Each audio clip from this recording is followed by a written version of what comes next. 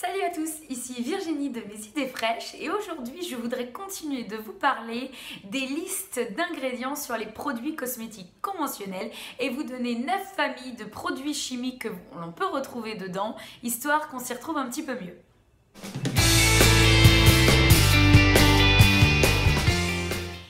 Dans une précédente vidéo que je vous invite à regarder si vous ne l'avez pas faite encore, je vous parlais des notions de conservateurs, de perturbateurs endocriniens et des autres produits chimiques qu'on pouvait retrouver dans les produits cosmétiques. Aujourd'hui, on rentre dans les détails et je vous donne 9 familles principaux de produits chimiques qu'on peut retrouver.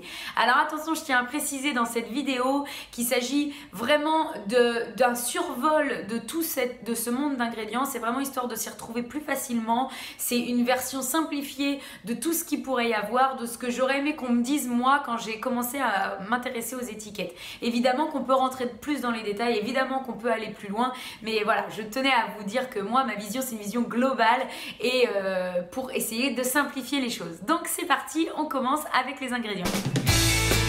Tout d'abord, dans les conservateurs, vous allez retrouver les parabènes. Les parabènes que l'on reconnaît quand il est écrit butyl, propyl, éthyl ou tout ce genre de petits pseudos. Ils limitent l'action des œstrogènes et augmentent la prolifération des cellules cancéreuses. Les formaldéhydes que l'on retrouve aussi dans les vêtements synthétiques pour leur côté infroissable et résistant. Ils sont suspectés d'être cancérigènes. Le phénoxyéthanol donc qui est un perturbateur endocrinien et alors attention, on le retrouve je pense dans 80% de nos produits cosmétiques. C'est impressionnant, regardez derrière vos cosmétiques, vous verrez marqué phénoxyéthanol mais quasiment partout. Donc ça c'est un perturbateur endocrinien. Et il y a tous les autres qui font, mais alors tous autant rêver les uns que les autres. C'est parti, vous avez le DTA. Le DTA, c'est un stabilisateur. On le retrouve tel quel marqué sur les étiquettes et il est quand même utilisé aussi dans l'industrie photo et l'industrie papier. Les silicones, eux, sont utilisés pour leur pouvoir hydratant. Ils ont un effet occlusif et leur biodégradabilité est extrêmement longue puisqu'elle met plus de 400 ans. Les sulfates que l'on peut retrouver sous le joli nom de sodium laureth sulfate, c'est un allergène et ils sont connus pour leur effet nocif sur le long terme. C'est utilisé pour faire agent moussant de synthèse.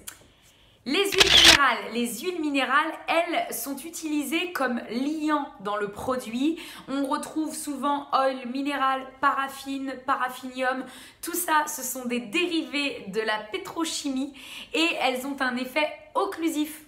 Les PEG ou les PPG, on les retrouve écrits tels quels sur les produits avec un chiffre derrière. En fonction du chiffre, c'est soit un épaississant, un émulsifiant ou un tensioactif. Eux aussi sont des dérivés de la pétrochimie et dérivés de matières plastiques. Et enfin les SLS ou ALS que l'on peut retrouver écrit lauryl sulfate de sodium. Eux sont utilisés comme agents moussants de synthèse, ils sont suspectés de provoquer des irritations et sont des allergènes. Alors tous ces produits évidemment sont limités en quantité dans chaque produit cosmétique, on est d'accord. Mais combien de produits cosmétiques utilisez-vous tous les jours ? Et ça tous les jours de votre vie et qui contiennent ces ingrédients-là. Posez-vous une question. Quel est mon impact sur l'environnement quand j'utilise ces produits cosmétiques conventionnels et quel est l'impact sur moi-même? Donc si tout ça, ça vous touche, si vous êtes sensible à ça et qu'il y a certaines personnes que vous aimeriez voir aussi prendre conscience de tout ça, n'hésitez pas à partager cette vidéo, n'hésitez pas à éveiller les consciences, c'est très important. À notre échelle de faire des petites choses parce que je pense que c'est comme ça qu'on peut vraiment faire changer les choses. Donc j'espère que cette vidéo et celle d'avant sur les conservateurs vous a été utile. N'hésitez pas à commenter pour voir ce que vous en pensez. Je vous souhaite une belle journée et à très bientôt pour une prochaine vidéo.